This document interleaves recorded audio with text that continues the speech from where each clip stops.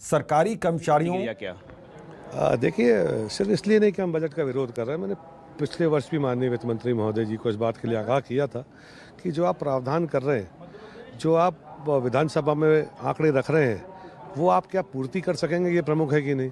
तो सबसे पहला सवाल तो उनसे यही है कि जो आपने पिछली वर्ष विभिन्न विभागों के लिए प्रावधान किया था, वो तो आप अचीव कर नहीं पाए। इस साल आपने आंकड़ा बढ़ाकर दिखाने के लिए, बजट को और बड़ा करने के लिए उसको और बड़ा कर दिया। ये कैसा है समय एक मध्य प्रदेश में हो रहा है कि हम कर्जे में डूबते जा रहे हैं, और इसके साथ साथ में शराब तो सस्ती कर रहे हैं माननीय वित्त मंत्री महोदय सदन में, पर बच्चों के पीने का दूध और खाने का तेल महंगा हो रहा है। तो ये एक ऐसा बजट है जिसमें ना बेरोजगारों के लिए कुछ है, ना किसानों के लिए कुछ है, ना हमारे वह विद्यार्थी जो कॉलेज की फीस नहीं भर पा रहे, स्कूल की फीस नहीं भर पा रहे, उनको किसी प्रकार की राहत दी गई है, ना हमारी गृहिणियों को किसी प्रकार की कोई राहत दी गई है। टैक्स कम करके, ये प्रस्तावित करके कि हम पेट्रोल और डीजल पर वैट कम करेंगे, या हम गैस सिलेंडर के ऊपर वैट कम करेंगे। सरकार ने ऐसा कुछ भी नहीं किया है, तो इस बजट के बारे में क्या कहा जाए। सर, कुछ तो लगा होगा, क्योंकि आपसे इसलिए आपकी प्रतिक्रिया अहम हो जाती है कि आप वित्त मंत्री रहे हैं, बारीकियां समझते हैं। महत्वपूर्ण बात यह कह रहा हूँ कि सरकार से हम हिसाब मांगेंगे। हम भी सरकार में रहे 15 महीने, 15 माह में हमने 13,000 करोड़ रुपए का कर्जा लिया, जिसमें हमने 20 लाख से अधिक किसान भाइयों का कर्जा भी 1 लाख रुपए तक का माफ़ किया। हमने जन कल्याणकारी योजनाएं बहुत सारी शुरू की। जो सामाजिक सुरक्षा पेंशन 300 रुपये मिलती थी, उसको बढ़ाकर 600 रुपये किया। उसके बाद भी मात्र 15,000 करोड़ रुपए का कर्जा लिया।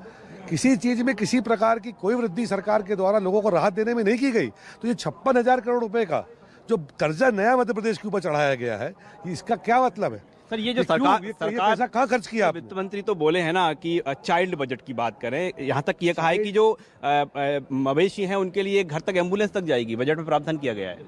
हर गौशाला में गौ माताओं की मृत्यु हो रही है, ये मामला हम उठाएंगे। 1,000 नई गौशालाएं हमने शुरू की थी। पशु आहार जो ये 3 रुपए देते थे, उसको बढ़ाकर कमलनाथ जी की सरकार में हमने 20 रुपए किया था। फिर ये अगर ये इतना खर्चा कर रहे हैं, ऐसी चीजें कर रहे हैं, तो ये हो क्यों रहा है। आप ही लोगों के समाचार पत्रों के चैनलों के माध्यम से हम ये देख रहे हैं, हजारों गौ माता की मृत्यु हो रही है। गौशालाएं जो नई बन रही थी वो बंद हो गई हैं।